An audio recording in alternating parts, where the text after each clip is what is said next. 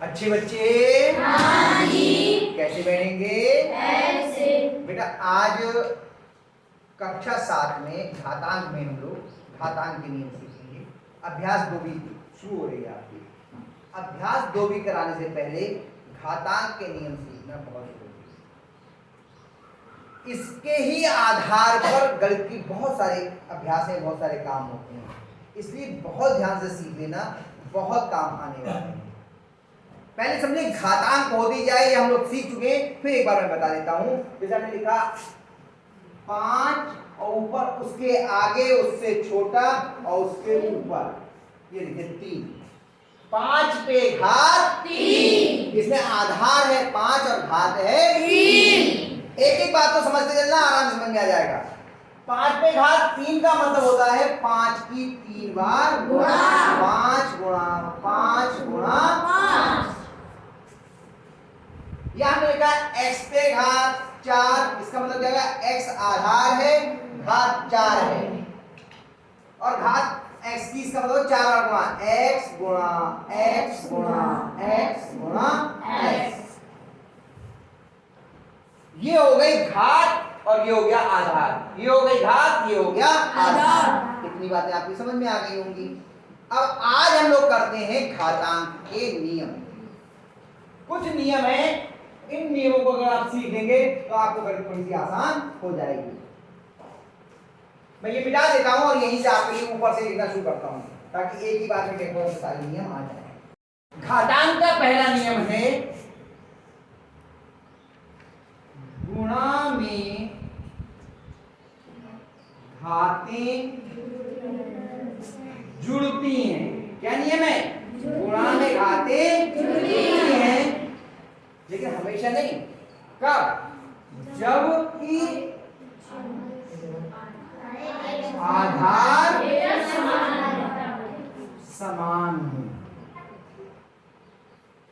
जबकि आधार समान हो, ये पहला नियम हो गया कि गुणा में घातें जुड़ती हैं। क्या मतलब हुआ इसका? जैसे लिखा हमने a पे घात 7 गुणा a पे घात 4। अब यहाँ आधार कितना है? और यहाँ आधार कितना है? ये घातें हैं बेटा, ये आधार अभी तो समझाया था मैंने। ये आधार होता है और ये घात। यहाँ पे आधार a है, यहाँ पे भी आधार a है, और इन दोनों की क्या करनी है हमें? तो ये कहा गया कि अगर गुणा करनी है तो गुणा में घातें जुड़ती हैं। घात यहाँ पे कितनी है? 7। यहाँ कितनी है? 4। ये दोनों घातें जुड़ जाएंगी। a पे घात 7 धन 4 बराबर a पे घात 11। अगर गुणा करनी है तो गुणा में घातें जुड़ जाएंगी, लेकिन कब? जबकि आधार समान हो। हमने और लिखा था x पे घात 3 y पे घात 4 गुणा a पे x पे घात 2 y पे घात 5।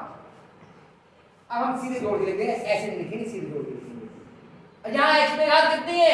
3, y पे घात 4, x पे घात 2, y पे घात 5। तो इसमें भी वही बात नियम लगेगी कि जो समान आधार हैं उनकी घात जुड़ेंगी, यानी x x की घात जुड़ेंगी, y y की।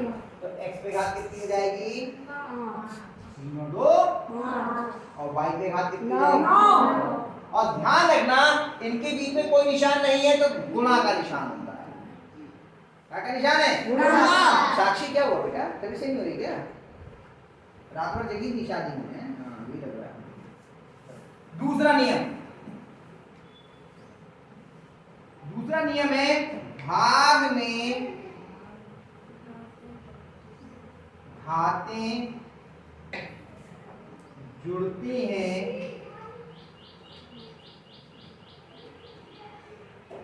कब? जबकि वो भाग में घातें जुड़ती हैं, घटती हैं। क्या लिखते हैं? हाँ, भाग में घातें घटती हैं जबकि आधार समान। क्या मतलब हुआ इसका? जैसे हमने लिखा a पे घात 4 भाग 1। इस घात में से जो भाजक है उसकी घात घटेगी। ध्यान रखना, कोई भी घात किसी में से नहीं घटेगी, जो भाजक है उसकी घात घटेगी भाज्य की घात में से, यानी इसकी घात में से इसकी घात घटेगी। कब? जबकि आधार एक समान हो। यहाँ पे आधार तो समान दे रहे हैं, ये भी ए आधार है, यहाँ पे भी ए आधार है, तो क्या हो जाएगा ए पे घात, यहाँ पे घात कितनी है 4 और यहाँ पे घात कितनी है 1। 4 में से आप 1 घटा दोगे, कितनी रहेगी ए पे घात 3। ये नियम समझ में आ गया?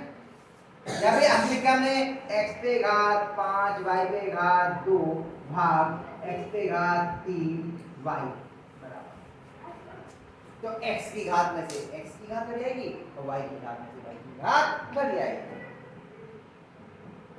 क्या हो जाएगी? x पे घात 5 में से 3 गई कितनी बची 2 और y पे घात 2 में से 1 गई कितनी बची।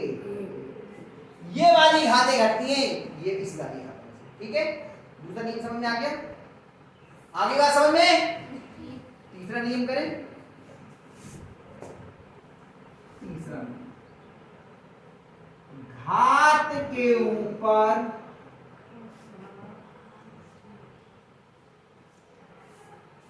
घात हो तो घातों की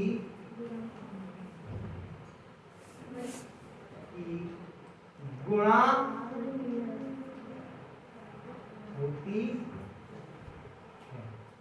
अगर घात के ऊपर घात हो तो हम घातों की गुणा कर देते हैं। क्या मतलब है इसका? जैसे हमने लिखा x पे घात 3 और ऊपर घात 4, x पे घात 3 है ऊपर घात 4, घात के ऊपर घात हो गई तो घातों की गुणा देखें, इसकी और इसकी घात की गुणा हो जाएगी। कितनी आ जाएगी? x पे घात 3 चौक 12। ऐसी एक और लिखते हैं a पे घात 2 b पे घात 3 और ऊपर घात 2। ये पूरे में घात कोष्ठक लग गया तो ये घात इसकी भी हो गई और ये घात इसकी भी हो गई, दोनों से गुणा हो गई। तो a पे घात कितनी जाएगी 2 दूनी 4 और b पे घात कितनी जाएगी, हाँ जुड़ती नहीं है गुणा होती है। 5 होते हैं, क्या है इंची कितने होते हैं 3 दूनी 6। कोई बात है, गुणा में घातें जुड़ती हैं लेकिन घात के ऊपर घात हो तो घातों की गुणा होती है। ये भी नियम समझ में आ गया? अगला और कुछ नियम बता देते हैं। तीसरा हो गया, चौथा किसी पद या संख्या पर घात शून्य हो तो उसका मान 1 होता। किसी पर भी घात अगर शून्य है तो उसका मान कितना होगा 1। जैसे हमने लिखा 1024 और उससे घात 0, उसका मान कितना जाएगा 1। कुछ भी लिखा हो घात 0 लग गई, मान कितना हो जाएगा 1। x पे घात 0 मान कितना हो जाएगा 1। आगे बात समझ में आई थी? चौथा नियम भी समझ में आ गया। पांचवा नियम,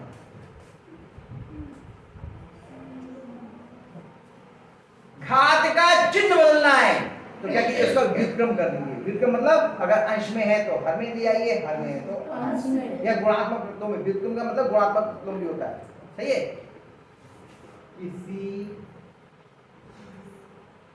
पद या संख्या का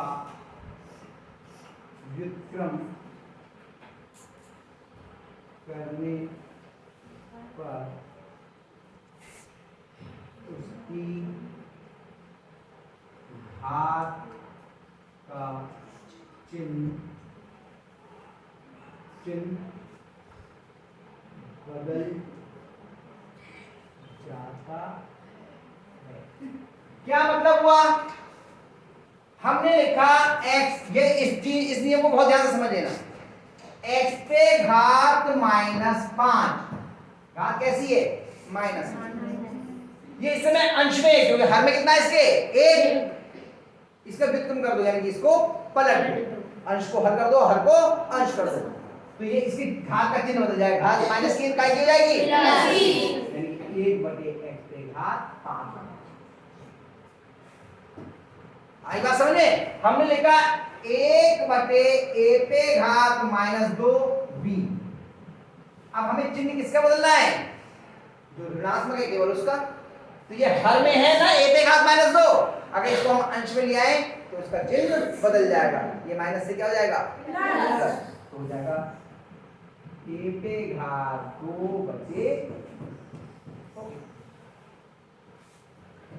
आगे बात समझ में नहीं आई? इसलिए अगर कोई अंश में है उसे हर में ले जाइए तो घात ऋणात्मक से धनात्मक हो जाएगी, और अगर हर में है तो अंश में ले जाइए उसकी घात ऋणात्मक से धनात्मक हो जाएगी। इससे उल्टा भी है, धनात्मक की ऋणात्मक भी हो जाएगी। अगर कोई नीचे है धनात्मक को ऊपर ले जाओ तो घात कैसी हो जाएगी ऋणात्मक, और अगर अंश में धनात्मक है हर में ले जाओ तो कैसी हो जाएगी ऋणात्मक। उल्टा भी होता है, वाइस वर्सा। इतनी बात समझ में आ गई? ये 5 नियम हमने अभी आपको बताए। पहला नियम बताया गुणा में घातें जुड़ती हैं कब? जबकि आधार एक समान हो। भाग में घातें घटती हैं कब? जबकि आधार एक समान हो। घात के ऊपर घात हो तो घातों की गुणा हो जाती है, लेकिन कब? जबकि आधार एक समान हो। किसी भी पद या संख्या पे घात 0 हो तो उसका मान 1 होता है, और अगर कोई ऋणात्मक घात है तो उसको आप व्युत्क्रम कर दीजिए तो घात धनात्मक हो जाएगी। यानी अंश में है तो उसे हर में ले आइए, हर में है तो उसे अंश में ले आइए। ये 5 नियम जो मैंने आपको बताए हैं, अगर इनको आप ध्यान से पढ़ लेंगे, समझ लेंगे तो आपको आगे के सवाल बहुत आसान है। पहले इन सबको डालिए फिर आगे की बात।